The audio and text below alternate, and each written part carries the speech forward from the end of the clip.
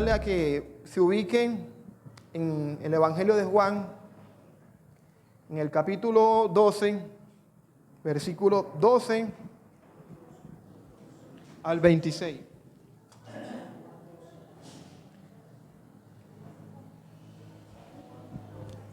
Juan capítulo 12, del versículo 12 al 26.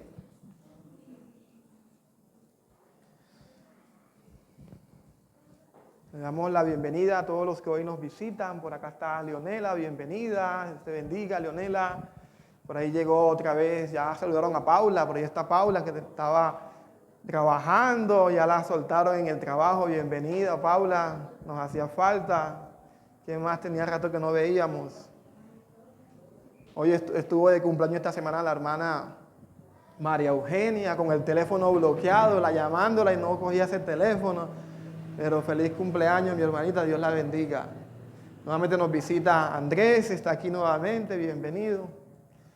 Y estamos aquí contentos, ¿cierto?, en la casa del Señor, a la expectativa de lo que Él nos va a hablar hoy. Hoy es Domingo de Ramos, ¿cierto? Y quiero que estudiemos lo que dice la Biblia sobre este evento que todos los cristianos en el mundo entero hoy recuerdan. Porque el Domingo de Ramos es uno de los eventos más importantes en la vida de Jesús, debido a que se repite en los 4 evangelios. Mateo, Marcos, Lucas y Juan hablan de la entrada triunfal de Jesús a Jerusalén. Y cuando uno compara este evento con los otros evangelios, cuando uno hace como usted estudia Mateo, Marcos, Lucas y Juan, y usted puede armar un panorama completo de qué fue lo que pasó.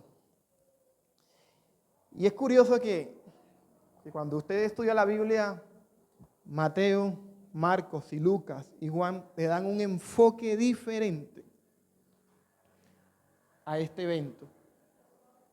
Porque aunque cada uno de ellos escribió acerca de la vida, ministerio de Jesús, ellos explican la vida y ministerio de Jesús desde un enfoque diferente y enfocan este tema de acuerdo al mensaje que están exponiendo. Y es interesante cómo Juan nos presenta aquella vez que Jesús entró a Jerusalén. Quiero que antes de leer el texto, darles un panorama de cómo cuando uno ve los 4 evangelios, puede mirar qué fue lo que Jesús vivió la última semana. El Domingo de Ramos es el inicio de la semana. Se conoce como la entrada triunfal. El lunes, cuando usted va a Mateo 21, se dice que Jesús entró al templo y purificó el templo. Sacó a los cambistas y también maldijo la higuera. Eso tiene un mensaje.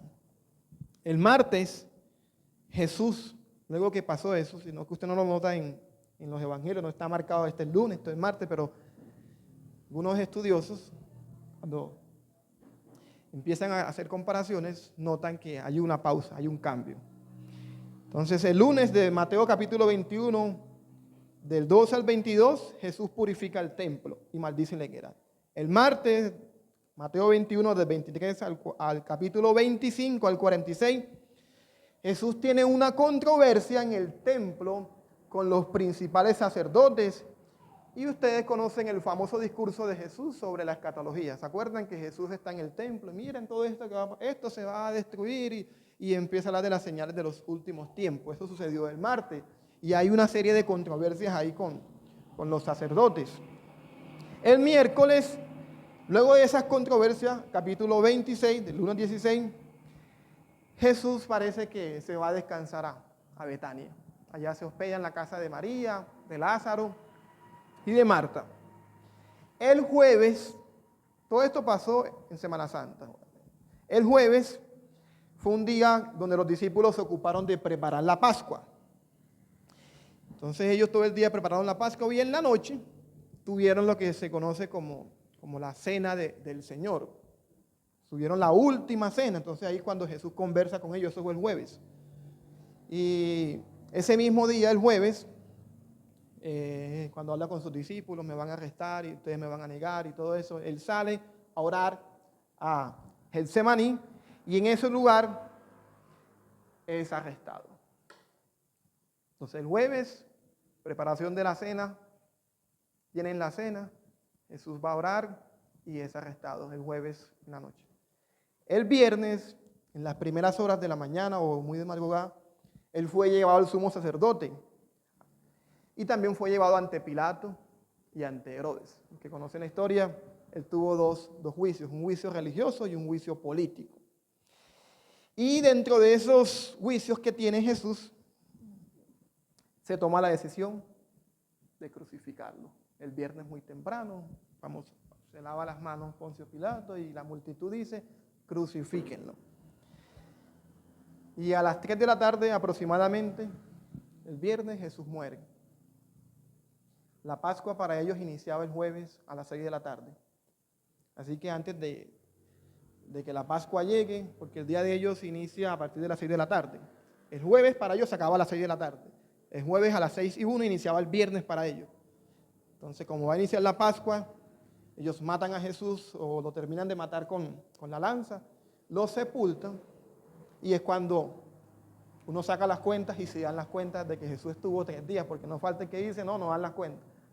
Entonces, la parte del viernes, del viernes, la otra mitad del sábado y la del domingo en la mañana, estuvo Jesús sepultado 3 días. Entonces, el sábado, sepultado. Y el domingo, que es el próximo domingo, ¿domingo de qué? De resurrección. Muy temprano se levanta Jesús, y eso ya lo explicaremos el próximo domingo.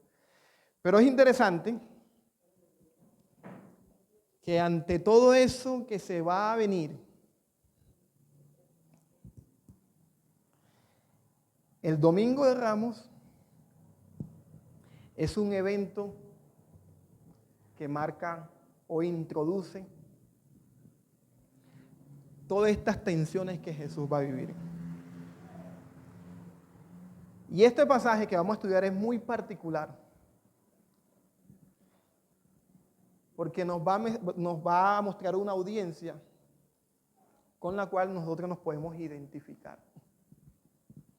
Quiero que mientras vamos leyendo el pasaje usted vaya pensando, ¿qué tanto nos parecemos a esta audiencia que está recibiendo a Jesús con gritos, con cánticos? Bendito el que viene en el nombre del Señor. Porque esta misma audiencia es la que después el viernes está diciendo, crucifíquenlo. Y lo vamos a estudiar en 3 escenas, los que les gusta tomar nota. Del versículo 12 al versículo 15, una gran multitud celebra la llegada de Jesús. Del versículo 16 al 19, las multitudes y los discípulos no entienden el ministerio de Jesús. Ahí no entienden lo que están haciendo. Y del versículo 20 al 26, Jesús, como ellos no entienden, Jesús les explica su ministerio o su misión y las implicaciones. Entonces, iniciemos con la celebración de bienvenida que le hacen a Jesús. Leemos la palabra. Al día siguiente, cuando la gran multitud que había venido a la fiesta oyó que Jesús venía a Jerusalén, tomaron hojas de palmas y salieron a recibir a Jesús y gritaban, ¡Hosana! Eso ahí está en exclamación, era un grito, ¡Hosana!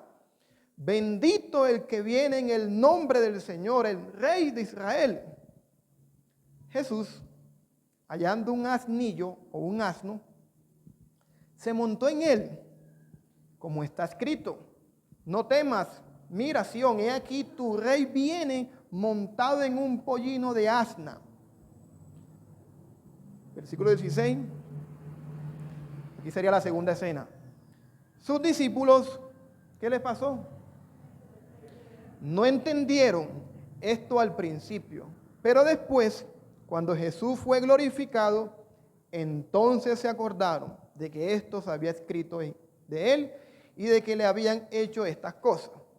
Y así, mira ahora, la multitud, discípulos ahora, la multitud que estaba con Jesús cuando llamó a Lázaro del sepulcro y lo resucitó de entre los muertos, daba testimonio de él. Por eso, la multitud que fue también a recibir a Jesús, porque habían oído que él había hecho esta señal.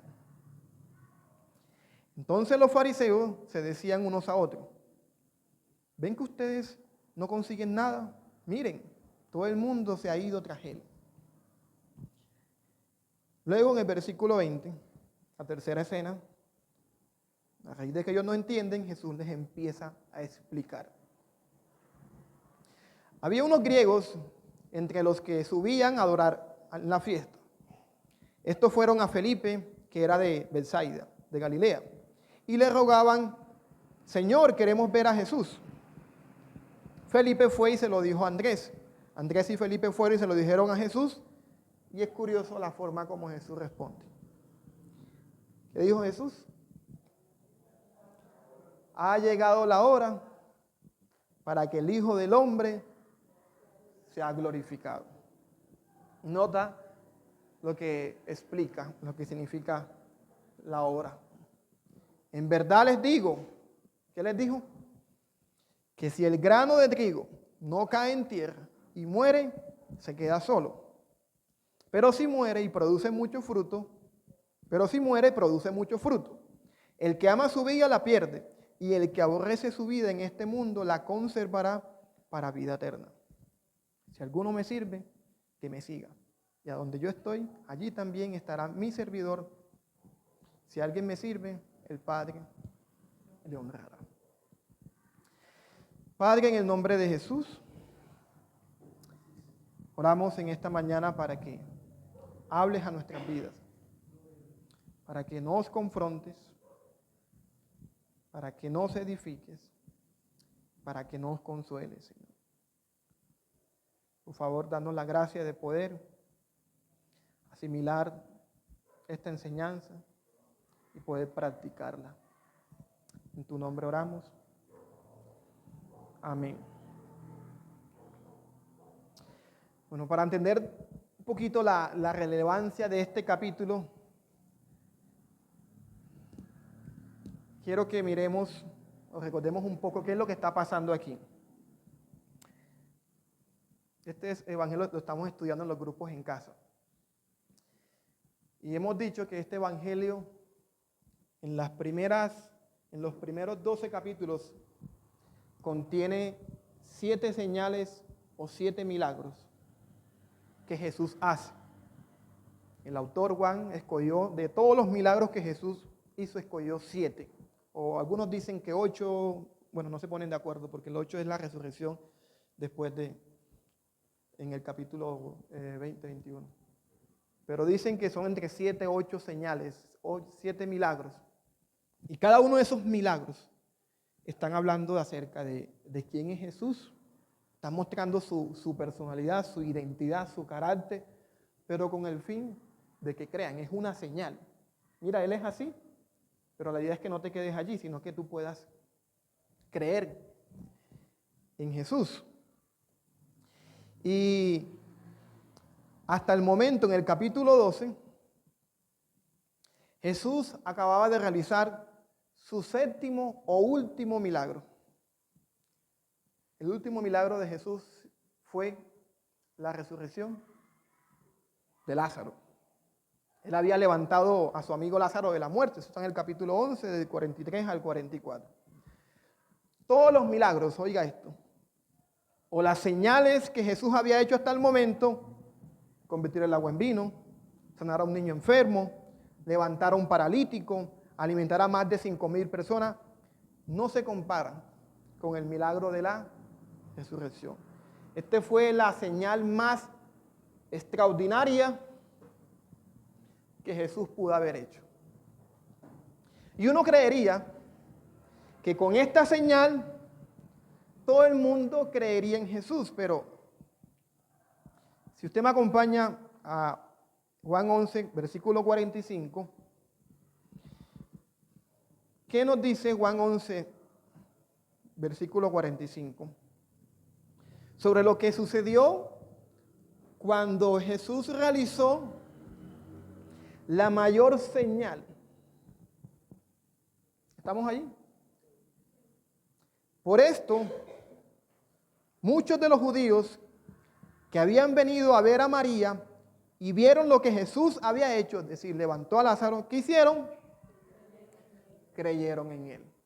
¿Y cómo inicia el versículo 46? ¿Cómo inicia?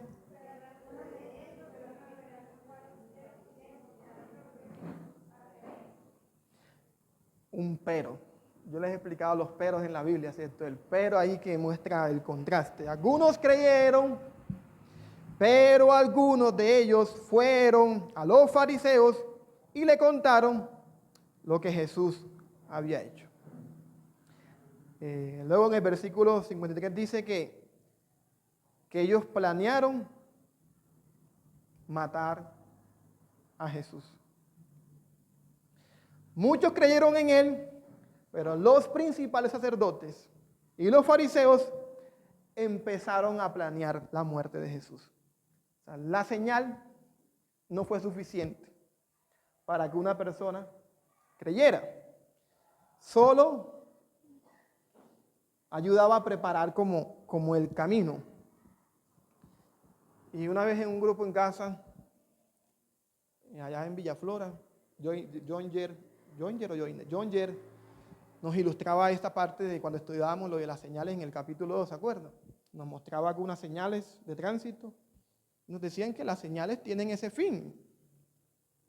Si tú miras la señal de una curva peligrosa, te están diciendo, ten cuidado, ¿cierto? La idea no es que te quedes ahí viendo la señal, sino que tú mires la señal y avances, camines con precaución. Pero lo que está pasando aquí es que las personas acostumbraban a mirar la señal, se quedaban ahí. Qué bonito, qué extraordinario. Jesús resucitó entre los y se quedaban admirando la señal. Pero no seguían el camino, que era lo que estaba detrás de la señal, conocer al Jesús detrás de la señal. Ellos simplemente están viendo a Jesús por lo que Él puede darles y no por lo que Él es. Y cuando uno mira, sigue leyendo la historia, el pasaje en el capítulo 11 dice que por causa de esto, como querían matarlo, Jesús decidió esconderse públicamente en el capítulo 11, versículo 54. Jesús decide esconderse, no andaba públicamente entre los judíos. Y el versículo 1 del capítulo 12 dice que Jesús decide volver a Betania. Dice 6 días antes de la Pascua.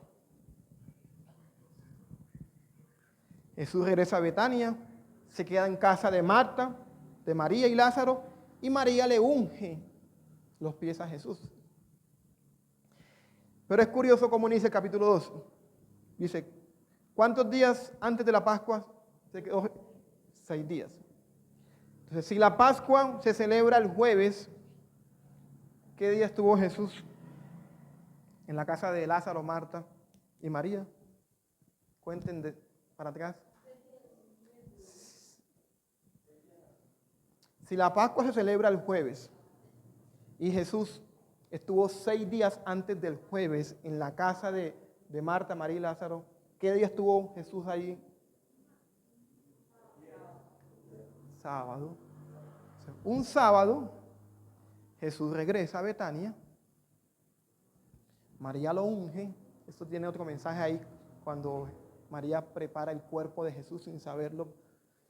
María lo unge, se molesta a Judas. Este dinero lo podíamos gastar en los pobres, a los pobres siempre los tendremos, dice Jesús. Pero el punto es que ese día hay una preparación para la muerte de Jesús. Y ninguno lo ha entendido, solamente María.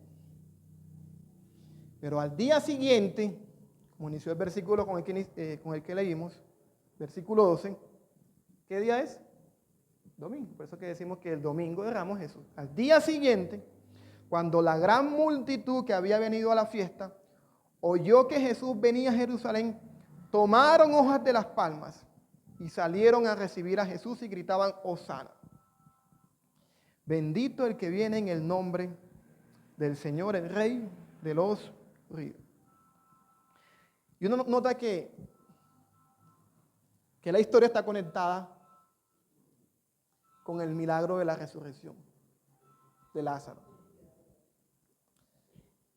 Las multitudes han visto lo que Jesús ha hecho. Jesús se escondió, lo quieren matar, vuelve, y al escuchar que Jesús volvió nuevamente a Betania y ve que va entrando a Jerusalén, las multitudes empiezan a recibir a Jesús con gran entusiasmo. Si uno trata de buscar una analogía parecida a la de hoy, ¿cuál podría ser? Donde las multitudes reciben con mucho entusiasmo a un líder. Cualquier parecido con la realidad es pura coincidencia. El 20 de julio del 2022. El gobierno del cambio. El Mesías que Colombia estaba esperando. Ahora sí, acabaremos con la violencia en Colombia. Ahora sí se acabará la corrupción. Ahora sí. Tanta delincuencia. ¿Sabes cuándo pasó eso? ¿Sí me hago entender? 7 de agosto de 2022, la posesión. Hay una gritadera. La gente está fascinada. Bendito el que viene en el nombre del Señor. ¿Y cómo decían?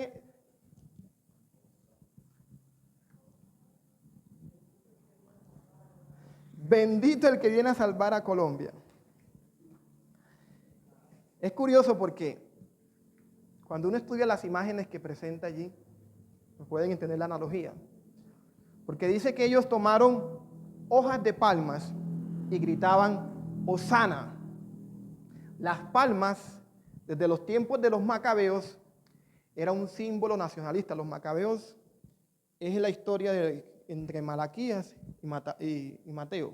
Eso que no se cuenta en la Biblia. Se habla de que hubo una revolución donde los judíos estaban siendo oprimidos y un líder llamado, de los macabeos, les dio la victoria sobre sus enemigos. Y desde ese tiempo recibieron a Macabeo, a Judas Macabeo, con palmas. Entonces las palmas desde los tiempos de los macabeos eran un símbolo nacionalista que se usaban para celebrar las victorias militares y les despertaban las esperanzas políticas y mesiánicas de ser librados de sus enemigos. Noten las imágenes de lo que significa cómo ellos están recibiendo a Jesús. Y la palabra Hosana, que fue el salmo que leyó el hermano Santiago y que leí yo, en el Salmo 118, es una expresión aramea que significa: sálvanos ahora. Sálvanos, Señor, ahora, sálvanos. Ellos están gritando: ha llegado nuestro líder político. Ha llegado el líder que necesita Jerusalén o Judá. Y Él nos va a salvar. Él nos va a librar del imperio que por tanto tiempo ha tenido la derecha. Ahora sí, llegó uno de la izquierda. Él sí nos va a salvar. En la temporada de la Pascua se acostumbraba a cantar salmos, del 113 al 118. Así que, como el domingo está muy cercano a la Pascua, ellos estaban familiarizados con el Salmo 118. Y cuando vieron a Jesús Ya habían escuchado que había resucitado a Lázaro. Y cuando lo ven llegar, lo empezaron a asociar. Ah, no, este es el libertador. Y se acordaron de lo que estaban cantando. Sálvanos. Dice el texto que cuando Jesús, versículo 14, hay como un comentario de esta cena, dice que Jesús tomó un asno, y entró cabalgando en Jerusalén. Y se cumplió ¿cuál escritura? Zacarías capítulo 9. Si usted va a Zacarías 9:9, ahí dice, ahí se describe el juicio de Dios para los enemigos y la salvación para Judá. Notan cómo Juan nos está mostrando la forma como ellos están percibiendo a Jesús. Lo están viendo como un líder nacional, como un militar que está entrando.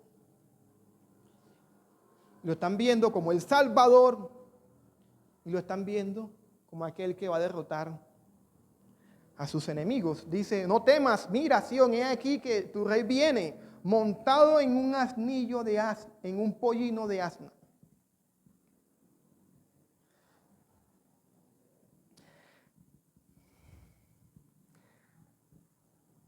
Los judíos están entusiasmados con Jesús, pero están aclamando unas fantasías. Están entusiasmados, pero están aclamando una fantasía, algo que no es real. Se van a caer de esa nube. Ellos alaban a un Mesías vencedor que les dará la victoria sobre sus enemigos, pero el mismo Jesús se está presentando montado en un asno para decir que él no es ese líder militar, porque si se hubiese presentado en un caballo, el caballo, dicen algunos comentarios estudiosos, que puede simbolizar eso. Este señor ha venido y está declarando la guerra a los romanos y está. ¿Qué hace Jesús? Se monta en un asno para mostrar de que su entrada es más bien humilde. Él no viene a ejercer un gobierno como ellos lo están esperando, pero las multitudes no lo entienden. Y en la segunda escena, del versículo 16 al 19, notamos que se confirma que no solamente las multitudes no lo entienden, tampoco no lo entienden los discípulos. Dice el texto, sus discípulos no entendieron esto al principio, pero después, cuando Jesús fue glorificado, entonces se acordaron de que esto se había escrito de él y de que le habían hecho estas cosas. Ellos sabían que Jesús era el Mesías. Ya uno lo puede mirar en los versículos anteriores, porque a diferencia de los que han estudiado los otros evangelios, Mateo, Marcos, habla del secreto mesiánico, de que Jesús, no digas que yo soy el Mesías, se escondía, no querían. Pero Juan, desde el inicio, no se pone con tanto cuento. Él te dice que Jesús es el Mesías. En el principio era el verbo y el verbo era Dios. Ya ellos saben que Jesús era el Cristo, era el Mesías. Pero el punto es que ellos no sabían el significado de la misión de Jesús. Y el verso 17 y el verso 18 nos dicen que las multitudes tampoco lo entendían. ¿Por qué? Por el entusiasmo con que recibieron a Jesús. ¿Cómo se describe esta multitud? En el verso 17 y 18.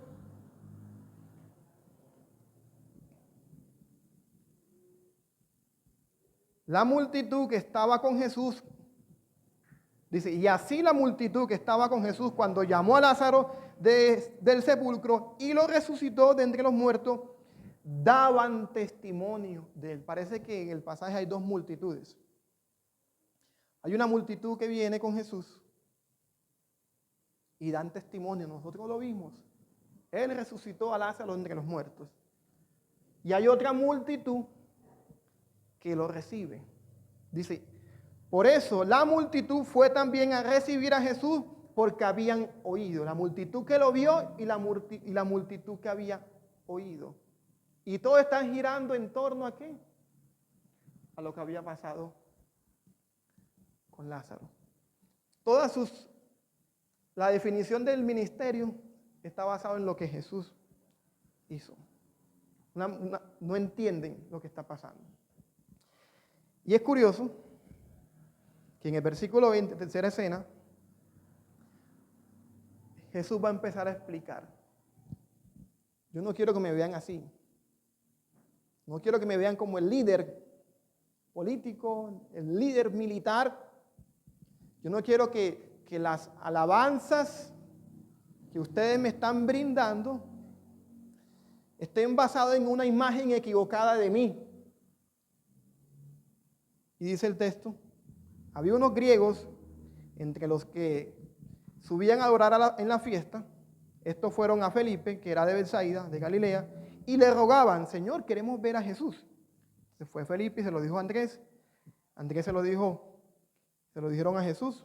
Y Jesús cuenta, o Jesús responde, que ha iniciado o ha llegado la hora para que el Hijo del Hombre sea glorificado. ¿Qué tiene que ver que ha llegado la hora del Hijo del Hombre que se ha glorificado con todo esto que ha pasado? ¿Qué tiene que ver?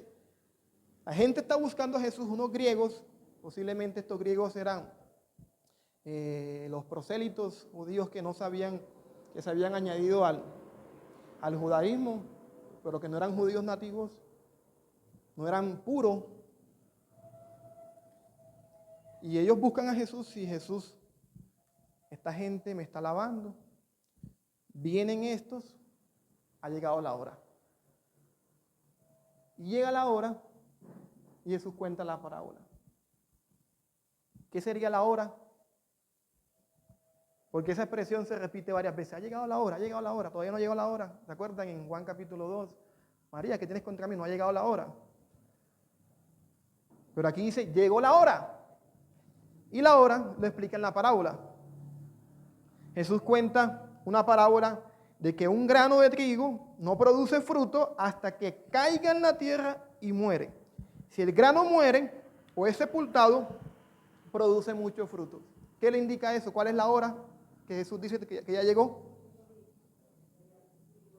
Llegó la hora de su muerte. Y llegó la hora de su muerte cuando los griegos deciden buscar a Jesús. Llegó la hora de su muerte para decir que estos griegos, por ellos también voy a morir. Porque el judío era muy celoso. El judío era muy regionalista, muy sectario. Y cuando los griegos están buscando a Jesús, ha llegado la hora. Para ellos también voy a morir. Y dice el texto que Jesús cuenta esta parábola y en otras palabras le está diciendo que su misión como rey no consiste en traer una libertad nacional o darle un golpe de estado a los romanos. Él dice que su misión consiste en morir para producir muchos frutos en las personas. Pero también él dice en el versículo 25 que el que ama su vida la pierde y el que aborrece su vida en este mundo la conservará para vida eterna. Si alguien me sirve, que me sirva, y a donde yo estoy, allí también estará mi servidor. Y me gusta cómo lo dice la versión lenguaje actual, porque dice, si ustedes consideran, mira cómo Jesús está explicando su misión. Yo no quiero que me vean así, yo quiero que ustedes me vean de esta manera. Yo no quiero que ustedes me alaben por esto, yo quiero que ustedes me alaben por esto. Si ustedes consideran que su vida es más importante que obedecerme, no tendrán vida eterna. Lo repito. Si ustedes consideran que su vida es más importante que obedecerme, no tendrán vida eterna. Pero si consideran que su vida en este mundo no es importante y me obedecen, entonces tendrán vida eterna. Si alguno de ustedes quiere servirme, tiene que obedecerme. Donde yo esté, allí también estarán los que me sirven y mi Padre los premiará. En otras palabras, Jesús dice una paradoja. Tú tienes que morir para tener vida. Cuando tú mueres a tus ambiciones personales, cuando tú mueres a tu orgullo, a tu ego, a la forma como tú quieres o crees que se debe vivir o manejar tu vida, llegas a estar disponible para Dios. Puedes entender lo que yo voy a hacer. Así que podríamos resumir que el Domingo de Ramos, muchos celebraron y clamaron a Jesús como el Rey de los judíos, lo cual es cierto. Jesús merece nuestra alabanza porque Él es el Rey que ha venido a salvarnos. Debemos alabarlo porque Él es el Rey de los judíos, Él es el Rey, Él merece la alabanza. Y en Lucas dice que Jesús le dijo, no, si ellos no hablan, también hablarán las piedras. O sea, él decide recibir la alabanza. No está mal que alabemos a Jesús porque Él es Rey. Aquí el punto es que las motivaciones de las alabanzas son equivocadas. Ellos están celebrando y están entusiasmados con un Jesús como un rey político que viene a salvarlos del imperio romano. Están celebrando un Jesús que no conocen. Ellos no entienden la verdadera misión de Jesús. ¿Creen ustedes que pasa eso hoy en día?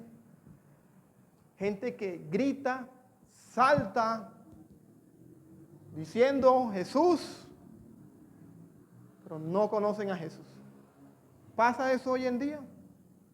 Gritos, júbilos por Jesús, pero no conocen a Jesús. ¿Creen ustedes que hoy también sucede lo mismo? ¿Que se busca a Jesús por motivos equivocados? ¿Creen ustedes que hay creyentes que distorsionan la persona de Jesús y basan su vida o su alabanza en un Jesús que ellos se crearon?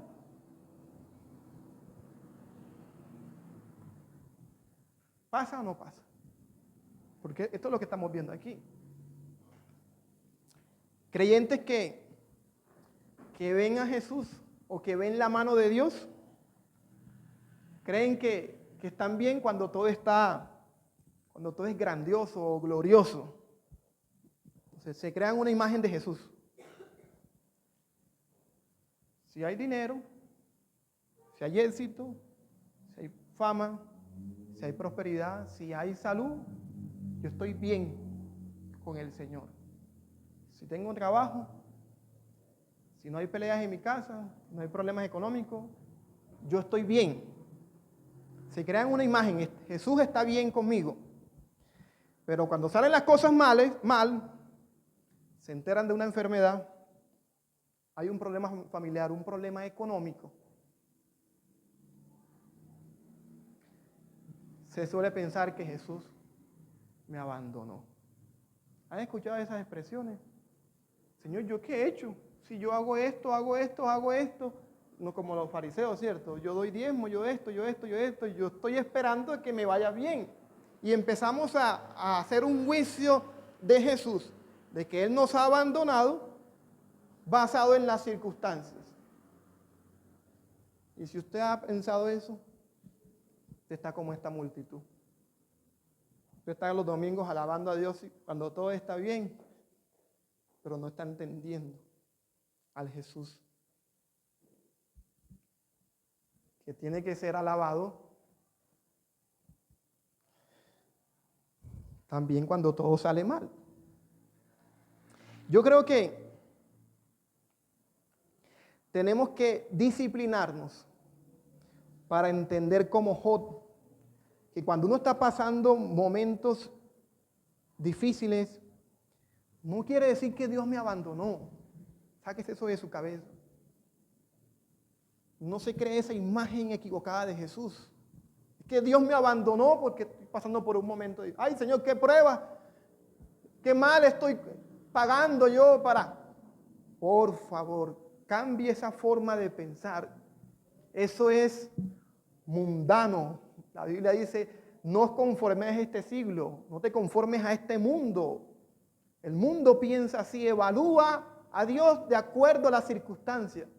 Más bien cambia tu forma de pensar para que conozcas a Dios. O sea, tenemos que disciplinarnos y entender como Job, que cuando estamos pasando momentos difíciles no quiere decir que Dios nos abandonó. Hay situaciones que Dios permite en nuestra vida simplemente para que uno aprenda a conocerlo. Nota lo que dice el verso 16. Sus discípulos no entendieron esto al principio, pero después cuando Jesús fue glorificado, entonces se acordaron de que esto se había escrito de él y de que le habían hecho estas cosas. El punto era que ellos no entendían lo que estaba pasando. Y a veces puede pasar así. No pretendas entender lo que estás viviendo en el momento, porque la vida es un peregrinar, la fe es un peregrinar. Es decir, tú vas avanzando en la vida y hay cosas que tú no puedes entender, pero con el tiempo las vas a entender, porque tu fe a veces no está preparada. Los discípulos en el Juan capítulo 2, ellos tampoco habían entendido cuando Jesús revolcó la... Dice, ellos no le entendieron y tuvo que pasar la resurrección para que lo entendieran. Así sucede. Tú no vas a entenderlo todo ahora. Aquí tampoco entendieron esto. No lo vas a entender. Pero por favor, no te crees una imagen de Jesús equivocada cuando no lo entiendas. No vayas a pensar de que Jesús no está contigo, de que te abandonó. No. No lo pienses.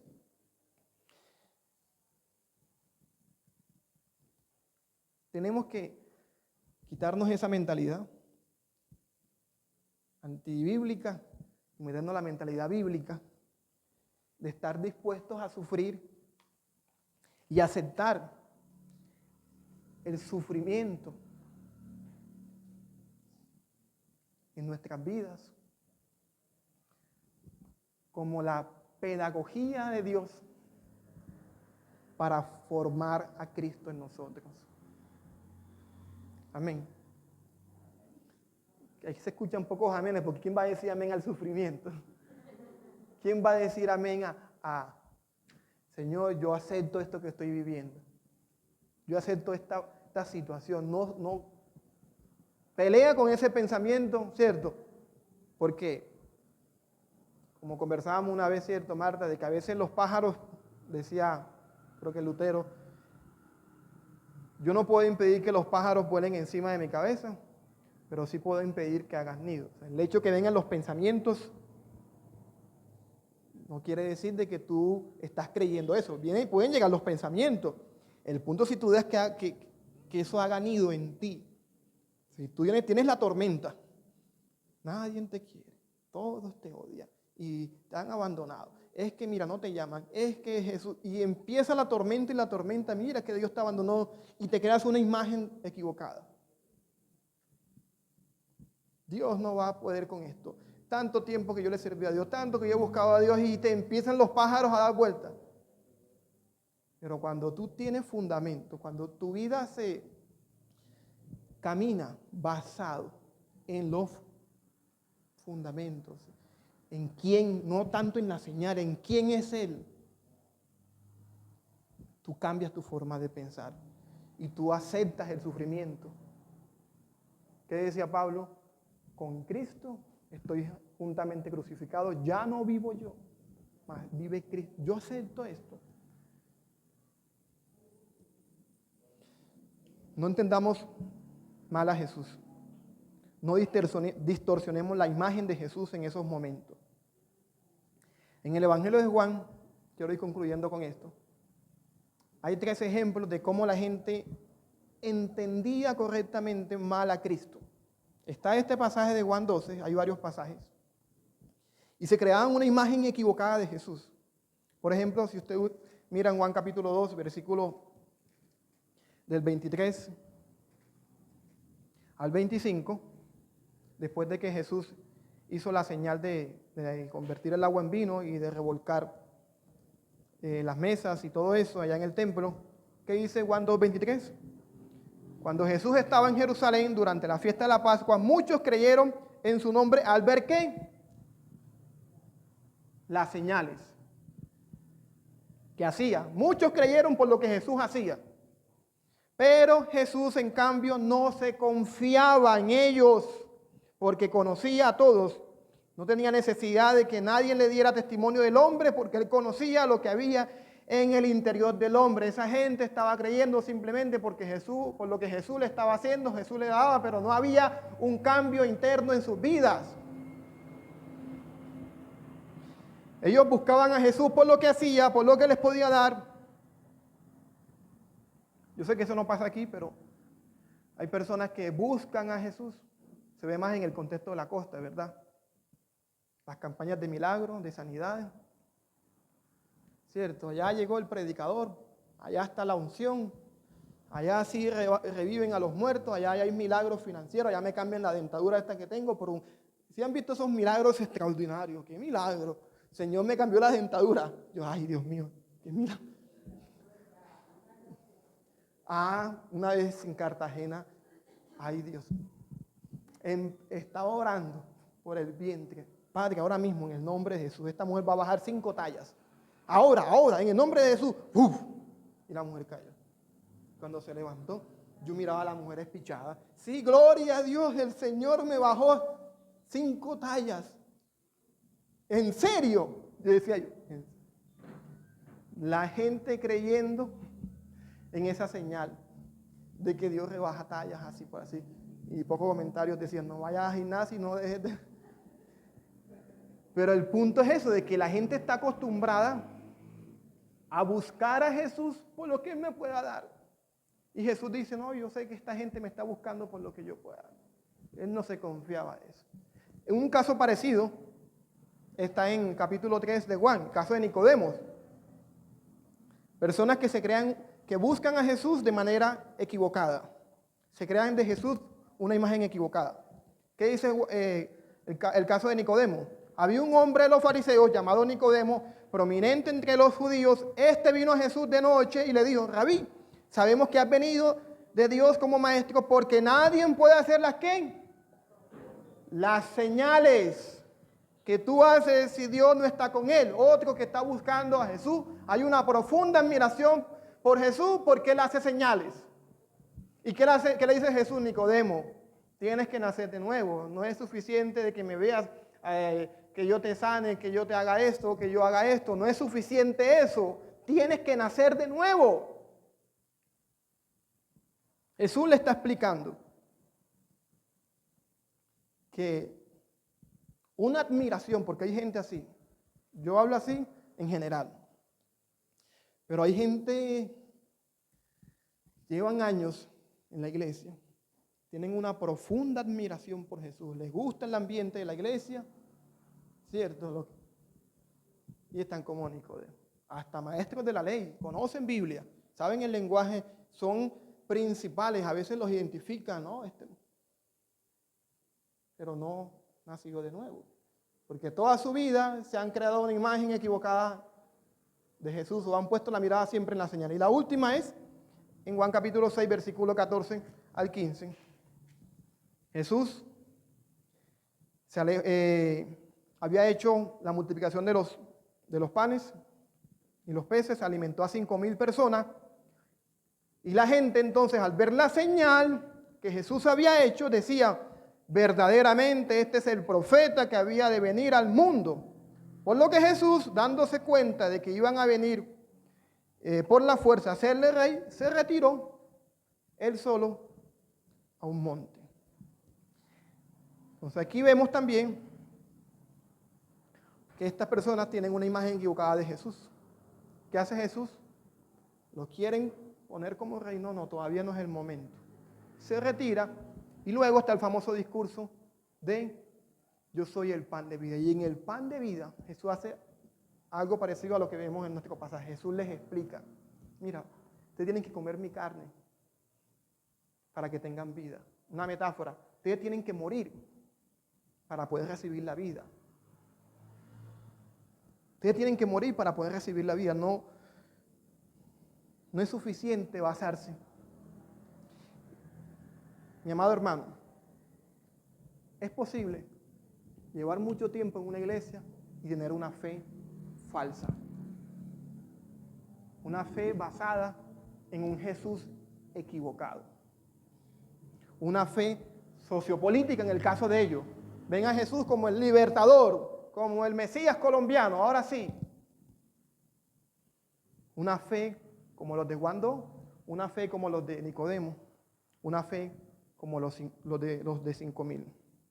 No son verdaderos creyentes. El verdadero creyente es aquel que está dispuesto a aceptar la muerte de Jesús y sufrir o aborrecer su vida por causa de Él, que es lo que Jesús explica con la parábola de la semilla. Tienes que aceptar mi muerte, tienes que recibirme como tu Señor y tu Salvador, si hablamos en nuestro contexto hoy en día a modo evangelístico.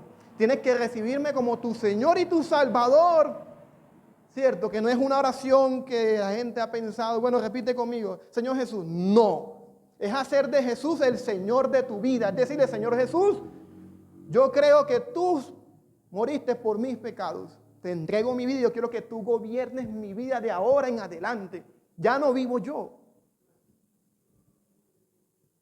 Y hay gente que por muchos años han estado en la iglesia y no han experimentado eso. Y estar dispuesto a sufrir por Él, aborrecer su vida por causa de Él, negarse a sí mismo por amor a Jesús. Y yo no quisiera en esta mañana que alguno de ustedes estuviera malinterpretando a Cristo, o que estuviera interpretando a Cristo de manera falsa, que siga a Cristo con una imagen equivocada. Que no veas a Jesús como un beneficio personal. Ese es mi mensaje. No veas a Jesús de manera equivocada. No lo sigas por un beneficio. Eso es la señal simplemente. No te quedes allí. Míralo a Él, avanza. Y no vayas a sacar conclusiones equivocadas de Jesús cuando todo está saliendo mal. No te crees la imagen falsa. Ese es mi mensaje. No veas a Jesús o no sigas a Jesús, no busques a Jesús simplemente por un beneficio personal. Que lo veas como aquel que tuvo que sufrir para darnos vida y que nos invita a sufrir con Él, a negarnos a nuestra vida y a seguirlo a Él para tener vida. La paradoja, tienes que morir para tener vida. Oremos. Padre, en el nombre de Jesús, gracias. Gracias por lo que tú has hablado en esta mañana. Gracias por cada persona que ha sido confrontada, por los que hemos sido confrontados. Que muchas veces hemos seguido a Jesús de manera equivocada. Hemos malinterpretado la misión de Jesús. Pero hoy, Señor, queremos arrepentirnos. Queremos poner nuestra confianza nuevamente en Jesús. Queremos rendir nuestras vidas a Jesús. Aborrecer nuestras vidas para vivir para Jesús.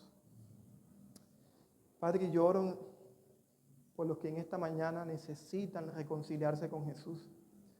Los que nunca, Señor,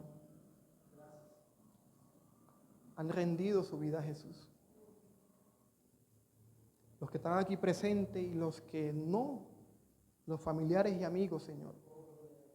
Alcánzalos, Señor, con tu gracia, con tu favor. Mira a Jesús en esta mañana. No solamente porque Él te puede librar de ese problema, No solamente porque Él te puede ayudar. Mira a Jesús como aquel que se entregó y murió para que tú tuvieras vida. Y verás cómo tu vida cobrará sentido, encontrarás propósito a esta vida. El morir a ti para vivir para otras. En el nombre de Jesús. Amén. Dale fuerte el aplauso.